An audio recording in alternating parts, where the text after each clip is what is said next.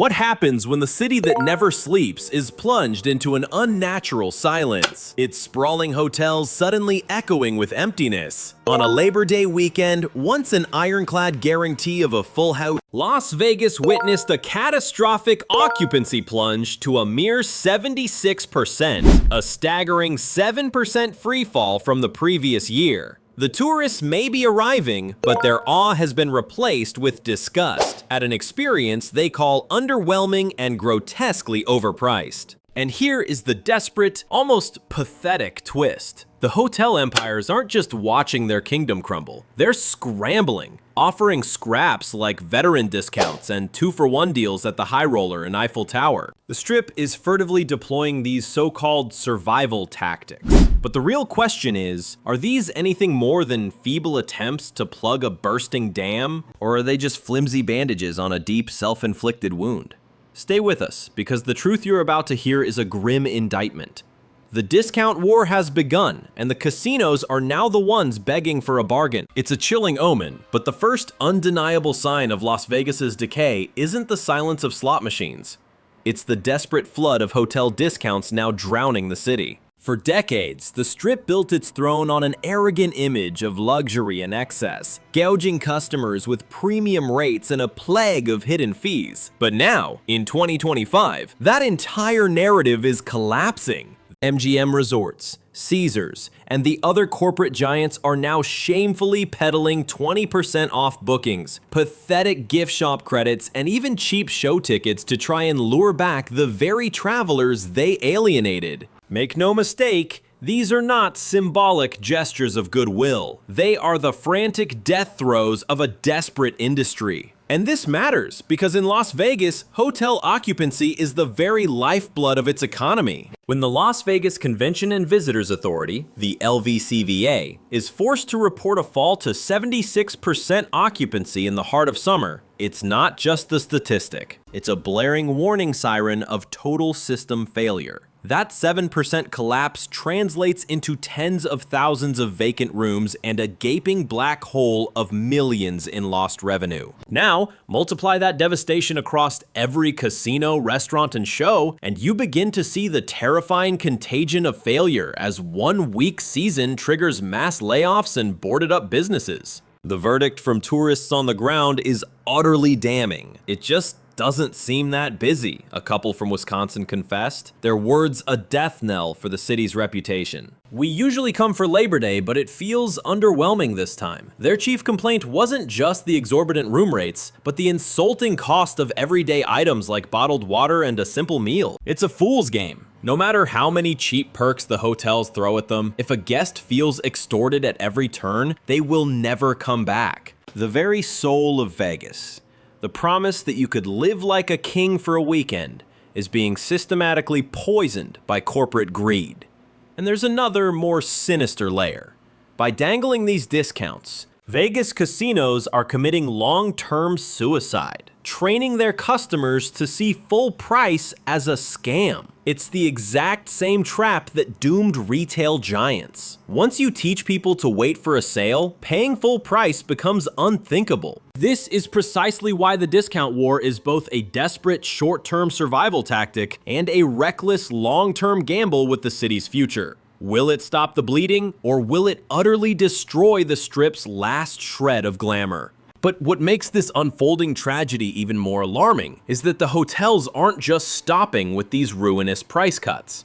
They are quietly re-engineering the entire visitor experience in a way that is far more insidious. And their next moves are even more shocking than the discounts themselves. Reinventing the experience, a smokescreen of freebies, perks, and a desperate mandate that the show must go on. If slashing room rates was their first act of panic, Vegas's second tactic is a more telling deception, turning the city into a hollow bundle of so-called perks. Imagine being handed not just a room key, but a cheap voucher for the High Roller, a paltry discount to the Eiffel Tower, or show tickets crammed into your stay. This isn't about where you sleep anymore. It's about a desperate, frantic attempt to sweeten a rotten deal just enough to stop you from booking that trip to Phoenix, Miami, or even Reno. And why this sudden panic?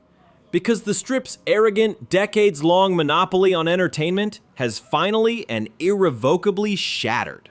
For years, Las Vegas could smugly bank on its reputation as the only place on Earth for neon-drenched 24/7 indulgence. But in 2025, that illusion is broken. Visitors are drowning in better choices. Cheaper resort cities, all-inclusive cruise lines, and even theme parks are not just siphoning away tourists, they are bleeding Vegas dry of the visitors who once chose it by default. To fight back, hotels are now desperately packaging experiences into their stays, a pathetic effort to resurrect a sense of value that their own greed has already killed. But here is the brutal, unavoidable catch. The tourists are not impressed. Christina, a first-time visitor, called the incentives what they are: shallow. Her friend Debbie, a once loyal guest, confessed it's nowhere near enough to justify returning. This exposes a dangerous, fatal truth. The perks may look flashy on a brochure, but if the fundamental experience is broken, but when essentials like food and water are priced so outrageously, these so-called freebies become a cruel joke. After all, what good is saving $20 on a Ferris wheel when they've already gouged you for $9 on a single bottle of water? And for the casinos, this desperate dance of bundling perks is bleeding them dry. Every single complimentary show ticket and discounted attraction is a hemorrhage from revenue streams that were once ironclad. For a city that was built to thrive on sheer volume, each discounted seat is a grim monument to how razor-thin their margins have become. And the brand is taking a devastating hit when a city that sold itself on luxury starts practically begging people to come. That shimmering illusion of exclusivity shatters into a million pieces. Yet the Strip is trapped, knowing it cannot afford to stand still. These clumsy experiments with giveaways are a desperate signal of a terrifying realization. If Las Vegas has any hope of survival, it must abandon its predatory model of charging for every breath you take and rediscover how to make visitors feel like they're actually winning for a change. And this desperation is forcing an even more dramatic, almost unthinkable shift, as some hotels abandon the flimsy strategy of discounts and perks entirely, now testing strategies so radical they could permanently disfigure the very essence of a Las Vegas vacation. Get ready for ruthless cost-cutting, gutted services, the cold new face of Vegas hotels. Dare to step inside a Vegas hotel now and an eerie silence greets you. Ghostly front desks, restaurants operated by skeletal crews, and housekeeping that won't show up unless you beg for it. This isn't some unfortunate accident, it's a cold, calculated corporate strategy. With tourism in a free fall, hotels are stealthily transforming from temples of service into ruthless cost-cutting machines, desperately trying to shield their profits as the rooms stay empty. This betrayal matters because Las Vegas built its entire glittering empire on the promise of hospitality. Visitors weren't just lured in by cheap buffets and dazzling lights. They came because the service was legendary, an experience that felt larger than life itself. Dealers knew you by name. Housekeepers left your room immaculate every single day. The staff treated you like absolute royalty, even if you only paid $99 for that room. But when you strip away that legendary service, you're not just cutting costs. You are ripping the very soul out of the Las Vegas experience. Yet, from the cold, detached perspective of the boardroom, these brutal cuts are deemed unavoidable. Labor is a crushing expense, and in 2025, with wages climbing and occupancy plummeting, the panic is palpable. A 7% drop in hotel occupancy might not sound like the apocalypse, but it represents thousands upon thousands of dark, empty rooms.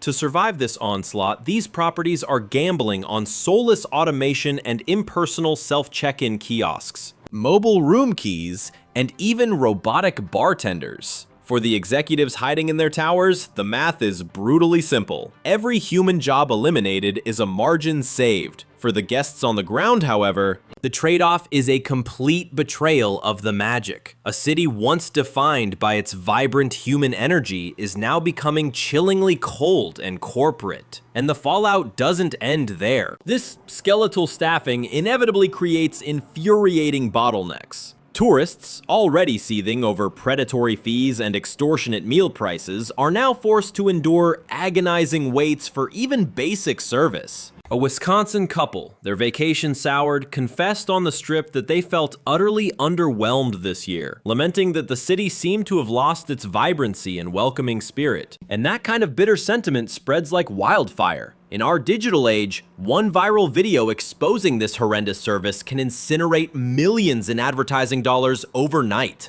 And yet, there is a twisted logic to their madness. By automating and gutting their workforce, the hotels are desperately buying themselves time. Time, they hope, to stabilize their hemorrhaging revenues and pray for demand to return. But the cruel irony is inescapable. The very measures they're using to keep the lights on are the same ones extinguishing the city's alluring glow. And while this cost-cutting is a panicked retreat, the Strip isn't just defending. It's doubling down on an even riskier gamble. As we are about to witness, Las Vegas hotels are now pivoting violently toward mega events and manufactured experiences, betting everything on pure spectacle. Convinced that it's not discounts or decent service, but overwhelming spectacle that will bring the masses roaring back. This is their final bet on concerts, arenas, and the high-stakes mega-event strategy. When pathetic discounts and hollow freebies fail to fill their cavernous hotel towers, Las Vegas is forced to play its last, most desperate card: sheer, unadulterated spectacle. In the past few years, the city has frantically doubled down on mega events, blockbuster residencies, professional sports, and billion-dollar arenas, all to ensnare visitors who would otherwise have no reason to come. The Sphere, Allegiant Stadium, and the star power of icons like Adele and U2, these aren't just entertainment. They are critical lifelines for hotels gasping to keep any foot traffic flowing through their doors. Why this sudden, desperate pivot? Because the very foundation of their traditional tourism model is crumbling beneath their feet. In July, hotel occupancy plummeted to a disastrous 76%, a staggering 7% drop from the previous year, a catastrophic failure during what should have been their most profitable peak season. The very families who once flocked here for affordable buffets are now recoiling in horror at the price of a $40 burger and a staggering $9 bottle of water. The loyal regulars, the lifeblood of MGM and Caesars, are now forced to cut their visits to a mere once a year, or worse, abandon Vegas entirely. And the casino's desperate countermove? A high-stakes bet that the blinding spectacle of major events will somehow make you forget the gut punch of the bill. And for a fleeting moment, it appears to be working. A sold-out NFL showdown or a residency from a global icon can indeed flood the city with tens of thousands of people. Every single one of them booking overpriced rooms, dining in exorbitant restaurants, and pouring their money into the casino coffers. For one glittering weekend, it crafts a perfect illusion of a booming Vegas. But here's the terrifying reality. This is not sustainable. These events are just sporadic jolts, not a steady heartbeat. You cannot possibly build a stable economy when your entire financial future hinges on whether Taylor Swift is on tour. And let's not forget the astronomical price tag. These mega projects are saddled with billion-dollar debts and financed on a knife's edge of risk. The hotels are gambling everything on a fantasy of long-term visitor surges to justify these colossal investments. But what happens if the tourist tide continues to recede? These glittering new arenas could transform into monstrous white elephants, gargantuan empty shells that drag the very corporations that built them into financial ruin. Even the guests are waking up to this grotesque imbalance. A first-timer might be mesmerized by the Sphere, but the returning visitors, the ones who know better, are crying out for the old Vegas they once loved. The Vegas where every single weekend was a spectacle in itself. A spectacle that didn't demand a $500 concert ticket just to feel alive. In short, this mega event gamble is a double-edged sword. It could be the revival of Las Vegas, or it could be the final nail in its coffin. And this is precisely where the plot thickens, as some hotels desperately pivot from cheap tricks to a radical reinvention of loyalty itself. The Great Loyalty Reset.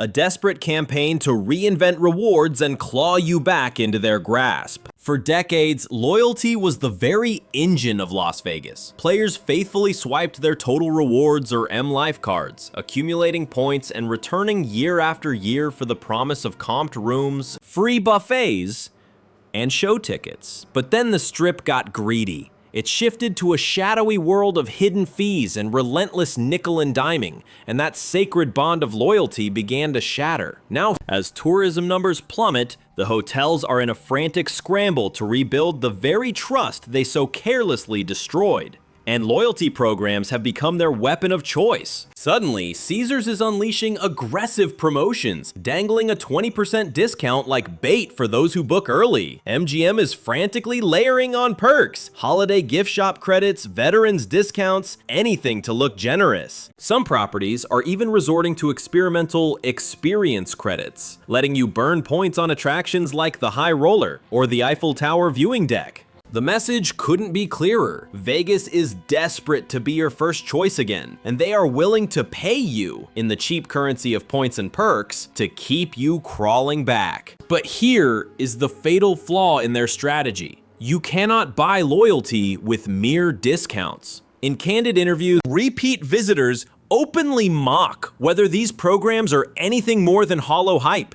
Christina, a first-timer, simply shrugged off the incentives, while her seasoned travel companion, Debbie, flatly admitted they weren't nearly enough to justify another expensive trip. Listen carefully. When the die-hard regulars, the very people who once made the pilgrimage multiple times a year, begin to hesitate, that is a terrifying signal of a much deeper erosion of trust. From a business standpoint, these loyalty resets are a high-wire act. Points and perks cost real money, and in a town where every single percentage point of occupancy can mean survival, the hotels are walking a razor-thin tightrope. Offer too little and you fail to move the needle. Offer too much and you start devouring your own profits. And what's worse, if guests feel they're being bribed back instead of genuinely valued, these schemes will permanently tarnish the brand. Las Vegas built its empire on the grand illusion of generosity. The sacred promise that the house takes care of you. But when those glamorous perks start to feel like cheap coupons from a mailer, the magic shatters. Yet, these loyalty resets do reveal one critical truth. The Vegas hotels have finally woken up to the fact that keeping a customer is far cheaper than desperately hunting for a new one. They're gambling that by rebooting these loyalty schemes now, they can somehow reignite old habits before they are extinguished forever. But there is one fundamental problem that loyalty can never, ever fix. And it just might be the single biggest barrier of all. The soul-crushing weight of affordability and the labyrinth of hidden costs. And that is precisely where this story takes its darkest turn. The affordability catastrophe. How hidden fees are systematically driving tourists away. Go ahead, ask any tourist what infuriates them most about Vegas in 2025. And their answer won't be the blackjack odds or the blistering summer heat. It's the outrageous cost of everything, from those infamous $40 burgers to the insulting $9 bottles of water. It's a full-blown revolt against the blatant price gouging. Visitors are absolutely incensed by the sticker shock. Then you tack on the insulting resort fees, the audacious parking charges, and the so-called convenience surcharges, and that $150 room grotesquely inflates to nearly $300. For a city that built its very legend on being the land of cheap thrills, this shameless reversal isn't just a problem, it's an outright catastrophe. And the cold hard numbers scream the truth of this widespread outrage. Hotel occupancy, once a fortress at nearly 90% on peak weekends, has crumbled to a pathetic 76% this past July, a disastrous 7% drop year over year. This isn't just a decline, it's a financial hemorrhage that bleeds directly into lost revenue, poisoning not just the hotels, but the entire ecosystem of restaurants, nightclubs, and casinos that desperately depend on that lifeblood of tourist traffic. When visitors feel like they're being bled dry by 1,000 tiny cuts at every turn, why would they ever splurge at the tables? The trust is broken, and they're not just less likely to spend, they're vowing never to return at all. But the financial bleeding is nothing compared to the psychological wound this affordability crisis is inflicting. A far deeper and more insidious form of damage. Vegas forged its global empire on a powerful, seductive promise that anyone, for just one weekend, could feel like a high roller. You didn't need a millionaire's bank account. All you had to do was show up. But now, that dream is a nightmare. Middle-class tourists from Wisconsin, Texas, or Ontario are walking away feeling utterly cheated, underwhelmed, overcharged, and vowing they are never coming back. And that toxic word of mouth, now weaponized and amplified by the relentless engines of TikTok and Instagram, is a digital wildfire that can incinerate a destination's reputation faster than any economic downturn ever could. In a desperate panic, the hotels are throwing flimsy discounts and meaningless perks at the problem, but they're ignoring the raging elephant in the room. The core costs are astronomically, indefensibly high. A few free show tickets or a paltry 20% off an overpriced t-shirt does absolutely nothing to soothe the sting of being gouged on the basics. And here lies the bitter, staggering irony. In their greed to cut service, as we've already exposed, while simultaneously jacking up prices, these hotels are engineering the worst of all possible worlds. Sky-high bills fused with rock-bottom satisfaction. For the investors and executives in their ivory towers, this affordability crisis forces a terrifying, uncomfortable question. Has Vegas, in its arrogance, permanently alienated the very lifeblood customers who built this city and kept it alive for decades? If the Strip is no longer a playground for the middle class, then the city's entire long-term tourism model isn't just flawed, it's fundamentally broken. And that chilling realization is forcing the hotels into their most desperate and audacious gamble yet. They are attempting to reinvent the very soul of how they market Las Vegas itself. A complete and total reinvention of the brand. They are trying to sell the same old illusion all over again. Because Las Vegas was never just a city. It's a brand, a seductive promise that whispers, "Come here, and your miserable, ordinary life will simply vanish." But what happens when that promise is exposed as a hollow lie? When visitors cry out in protest against extortionate prices, gutted services, and profoundly underwhelming experiences, the brand itself teeters on the brink of collapse. This is precisely why the hotels and the Las Vegas Convention and Visitors Authority, the LVCVA, are unleashing a full-scale rebranding offensive to resell the city. Not as the raw, untamed Sin City, but as some sanitized destination of curated experiences. Suddenly, billboards along the highway scream about immersive packages instead of the legendary cheap buffets. Digital ads dangle the bait of exclusive access to concerts, rooftop pools, and so-called culinary tours. Even the pathetic discounts we've exposed are no longer framed as simple bargains, but are deceptively packaged as special rewards for so-called insiders. The marketing playbook is transparently cynical. Reposition Vegas as some aspirational fantasy, all while desperately hiding the stench of financial panic behind a wall of glossy, meaningless language. And make no mistake, this shift is a life or death gamble, because branding isn't just cosmetic. It's about raw economic survival. The studies are clear. You can manipulate tourists into justifying outrageous costs if you trick them into believing they're paying for something exclusive. By cloaking their meager discounts in the language of luxury, the hotels are desperately trying to rebuild the shattered illusion that Vegas remains the world's undisputed premier playground. Look no further than the propaganda from Caesars. Instead of admitting it's just 20% off, they shamelessly pitch it as a limited VIP opportunity.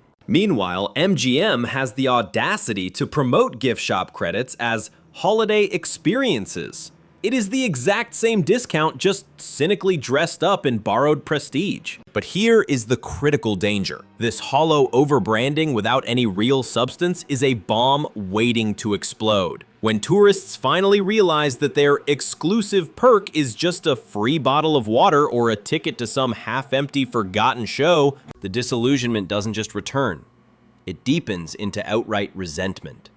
And the repeat visitors, the loyalists who remember what Vegas used to be, are the absolute hardest to fool with these cheap tricks. Once they perceive this new branding as the cheap smoke and mirrors it is, they won't just silently refuse to return. They will become evangelists of their disappointment, broadcasting the betrayal to the entire world online. And yet, this frantic push to reinvent everything reveals just how terrified the Vegas hotels are of the coming storm. They finally understand that simply tweaking prices or offering pathetic perks is like trying to patch a sinking battleship with duct tape. It will never be enough to save them. They're scrambling to resurrect the fantasy because without that shimmering illusion, Vegas is nothing more than a sun-scorched, overpriced tourist trap in the middle of nowhere. But slapping a new coat of marketing paint on this crumbling facade won't work. The real war is being fought in the demographic trenches, revealing a terrifying truth about who is still showing up and who is silently staging a mass exodus.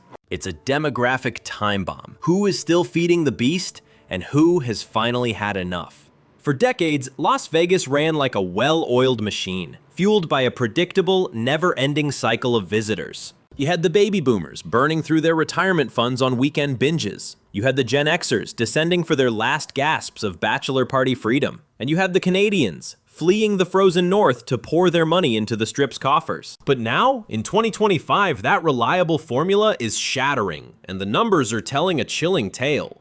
The first alarm bell? The loyalists, the repeat visitors, are vanishing into thin air. We're talking about the regulars from the heartland, like that couple from Wisconsin, cornered over Labor Day, who confessed they were utterly let down this year.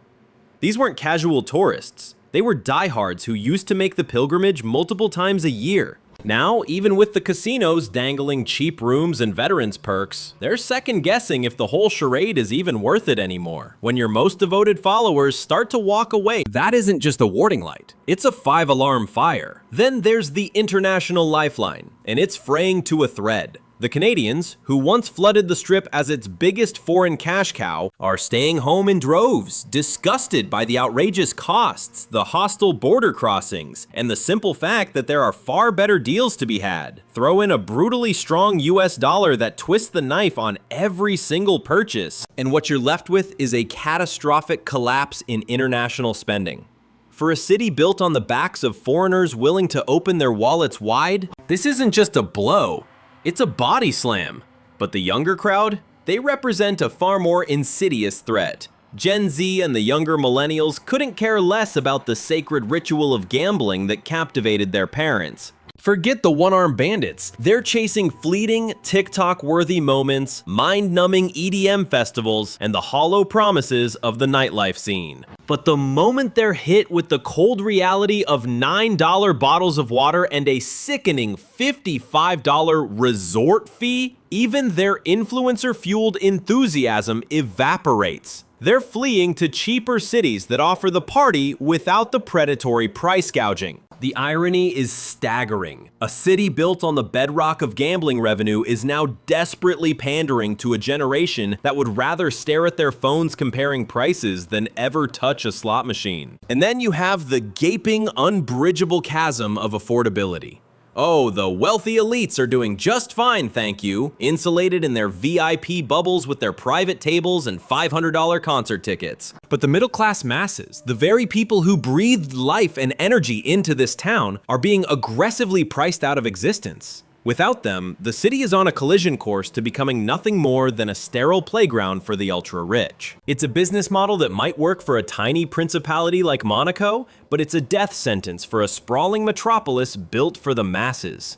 These aren't just dry statistics. They are horrifying prophecies of a bleak and empty future. If Vegas refuses to wake up and adapt, it will spiral into irrelevance, bleeding out its very soul, as the young and the middle class deliver the final verdict with their wallets. And this brings us to the most cancerous problem of all. the existential rot at its core, the terrifying question of its own identity. Is this city still for everyone? Or has it completely lost its way in a full-blown identity crisis? A crisis of the soul?